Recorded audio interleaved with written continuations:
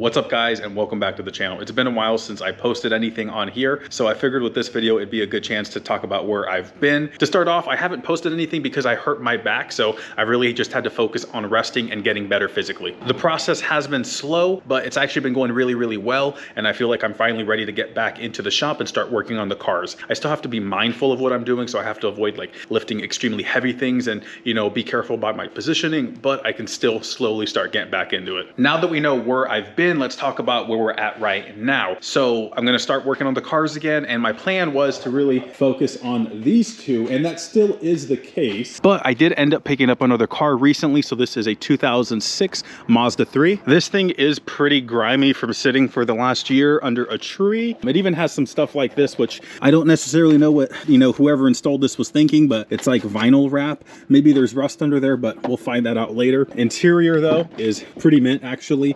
Everything on it, there's not, I mean, there's some wear here on the seats, but outside of that, it's pretty good. Oh, this button is broken, but that should be easy enough to fix. Oh, and something that's super cool about this is that this car is a 5-speed. Coming to the back side of the car, again, super clean. Everything works just as it should. Seats fold down. So this car is a pretty good combination of practical and sporty. And then we'll come up here to the engine. This car has a 4-cylinder engine that's, I believe, a 2.3 liter. I'm really stoked on the fact that this car has the bigger engine because there's a couple options. So there was the Mazda Speed 3, which this car is not. That's a turbocharged variant of this car. And then there is the 2 liter, the 2.3. This car has the 2.3 liter and the 5-speed, which is awesome. I would turn this car on right now, but you notice the battery's missing. And that's because this car was so dead, it didn't want to turn on. So I got it on my battery charger, and hopefully we can save the battery and not have to buy a new one. It's relatively new, so I'm very hopeful. Off camera, I was looking at the fenders and my intuition was right. This carbon fiber, you know, wrap stuff or whatever you call this was put in place because it was there to cover up rust.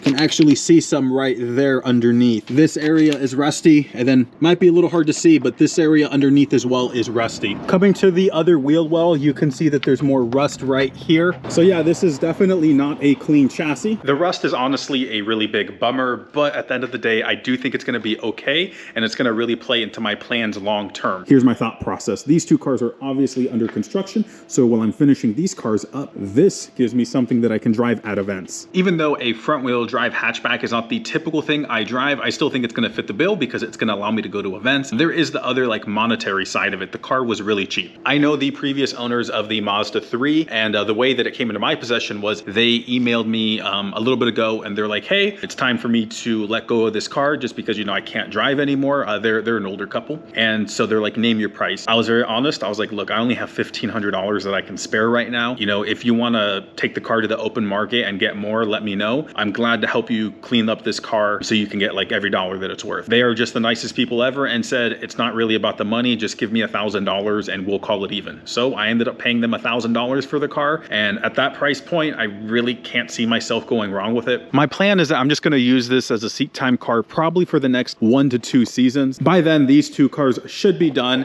and I'm not exactly sure what I'll end up doing with the Mazda 3 after that point. I have a big truck that I use as a daily driver right now, so it's not the most economical on gas. So I could see myself keeping it as just like a daily driver, or the other option is I could just sell it, and at $1,000, you know, I really think I could keep it for a year or two and easily get my money out of it. I do want to note that I don't plan to modify this car. It's literally just going to be maintenance, so I'll do things like change out the fluids. If I happen to wear through the tires, you know, I'd replace those, but I'm not going to go buy like the stickiest things out there. It's going to be just keeping it running on the cheap. The previous owner, I do know, took care of it. You know, probably the X factor on this car is the history before then. According to my battery charger, this is not fully charged, but it's more than halfway. So let's see if she starts under her own power now.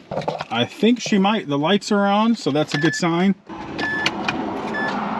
Oh no, she's dead.